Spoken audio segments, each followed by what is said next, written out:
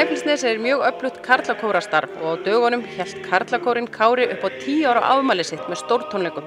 Þar tóku Káramenn lagið með félögum sínum í karlakórnum Heiðbjörtu. Þá fengu þeir einnig 2 góða gesti til sín, þá Eyþór Inga og Elmar Gilberts. En gaman að segja frá því að Elmar einmitt uppalinn í Dölunum og var búsettur í Grundarfirði hríð. Kór bara saumaklúbbur okkar karlmannanna. Já, og kannski miklu meira það. Þetta félagsskapur. Já, það það. Spjall, söngur, grín. Já, mikið af því. Mikið af því. Já. Samvera, laus við kellingarnar. Flestar. Flestar, við erum eina. Já, hún jafnast á þér allar. Já. Þið eruð í sikkurum kórnum, það karlakórinn Kári sem á norðanverðu Snæfellsnesi og svo karlakórinn Heiðbjört á sunnanverðu Nesinu og það dálítið samstarf hérna á milli, engin nettingur og svona? Já, mikill.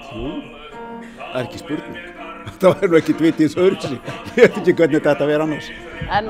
En þið tækist nú í hendur og haldið tónleika svona stöku sinnum? Já, Slíðrið sverði? Og opnar æfingar.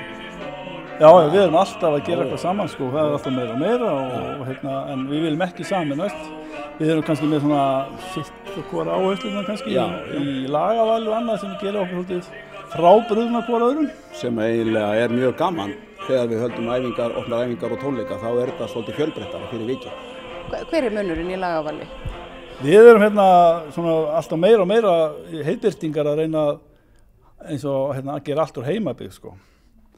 Bæði helst lög, texta, eigum frábær skáld og lagahöfundar í sveitinni sem bara síðasta tónleikar núna á síðasta vetrardag, þá var allt prógrammið heimatilbúið, má segja.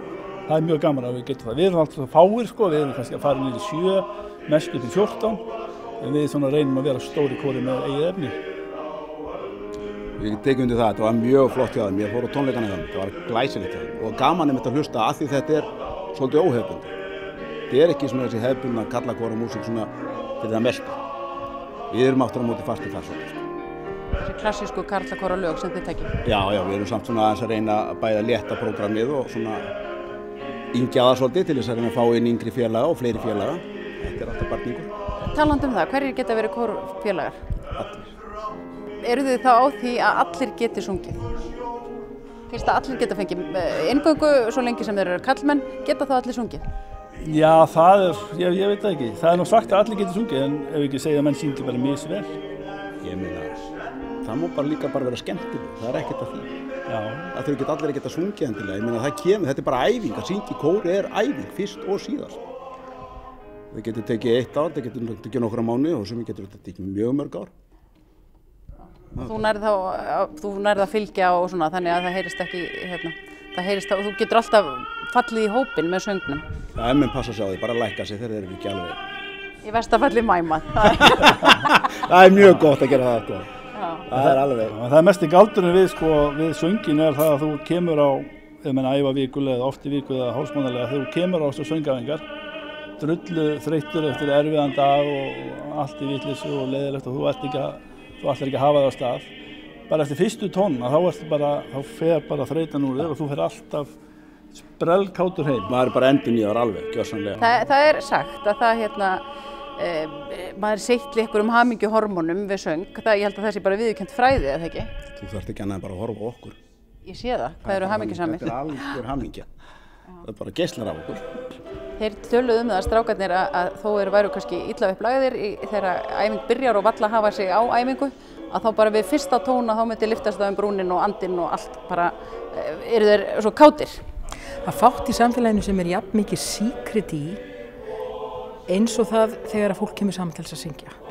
Og þetta alveg rétt, þegar að menn koma saman með þetta eina markmið að vera við kórinn að vera einu sinni í viku í 2 klukkutíma í senn. Kárarnir æfa í Grundarfirði eftir að kórinn eins og fram hefur komið stofnaður í Stykkishólmi en svo fjölgaði þeim utan af Nesi eins og við segjum og núna eru svo margir útnesjamenn að við æfum alltaf bara Grundarfirði. Þannig að ég fyrir að heimina frá mér í Grundarfjörði eða að Lýsuhóli þar sem að heiðbirtingar æfa og það alveg sama hvað, ég segi svolítið eins og Kristján sagði hérna áðan, að það alveg sama þó að sé kannski vont veður og hált og maður búin að vinna allan daginn kannski á 2 stöðum og ég segi ekki að ég hef nokkuð tíma fundið tilfinninguna ætli varla að hafa mig en leið og ég kom út á veg og fyrir að hlakka til að heyra hana samhljóm og finna þessa gleði sem að umlíkur þessar stundir. Af því þetta eitthvað eins og við segjum, þetta eitthvað síkret, það verður til einhver orka, það verður til svo falleg samvera og eina markmiðið með þetta menn sem að koma út úr mörgum stéttum og eru að iðka ólíka hluti í lífinu, að þegar það koma saman og með þetta eina markmið að sækja þessa hamingju og búa til fallega samhljóm, það algjörlega einstakt. Ég heyrði og sagði við áðan, ekki vera einbeitt ykkur, ekki vera að hugsa mikið að syngja fallega, syngið bara með öllum líkamannum eða eitthvað svoleiðis. Hvað varst að segja við það? Sko það í sambandi við þessa raddbýtingu og í sambandi við það að nota einhvern veginn alla vitundina sína, nota allan líkamann og alla hugsunina að til þess að ná í þennan stórkostlega hljóm sem ég segja hver einasta manneskja getur sótt, þessi kjarnahljómur í okkur öllum, þó að það sé mismunandi hversu lagviss við erum. Það svolítið annað en að þora að nálgast þetta hljóðfæri að opna sig fyrir möguleikanum. Og meðan að við erum alltaf að hugsa og vanda okkur og þetta verður að vera svo fallegt, þá erum við á ákveðið þröngum stað. Við erum að dæma sjálf hvað við heyrum og höldum aftur á okkur. En leið og ég, það það sem svo skemmtilegt með að vera að vinna með svona hópa, að maður fær svona hugmyndir sjálfur. Já, nú ætlum ég að prófa þetta, prófa að segja þetta. Og þetta verður einhvern veginn, þetta skapast svo mikið á staðnum. Og eftir að ég fór að segja þetta við þá, strákar, ekki syngja svo, auðvitað er þetta 50% djók og fyndið kórstjóri og segir ekki syngja svona fallega, það er hálfkjánalegt. En það samt, þeir skilja hvað ég á við, það þetta að sleppa tökunum á ykkurum höftum, opna og láta þetta, þennan svo náttúru tóna, koma bara. Og ég sé það alveg og ég finna að þegar þeir sleppa þessu og þora að opna svona, þá gerast það ótrúlega hlutir.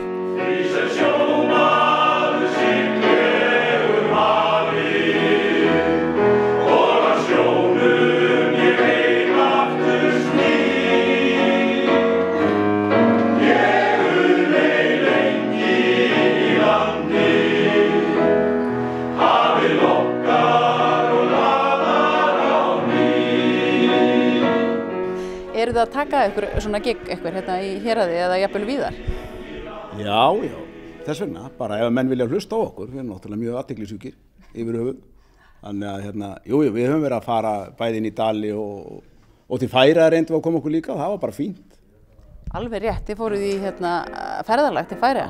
2016 og það var ljómandi gaman, þeir tók okkur vel, enda skildu þeir ekki helminginn, þannig að þetta var bara mjög gott.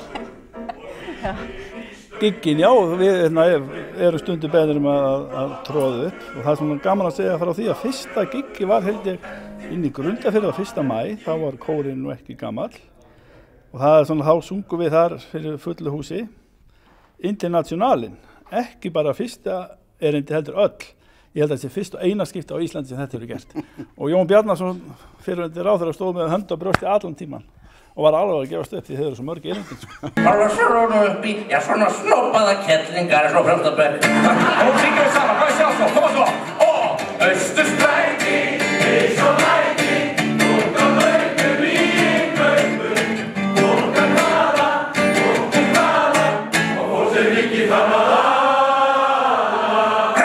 það er bókandir í röðum, rafspúraðar pútsvæs. Sko, ég sagði ykkur, þeir eru fegur að hafa mikið kvöld, sjáumst þetta viku.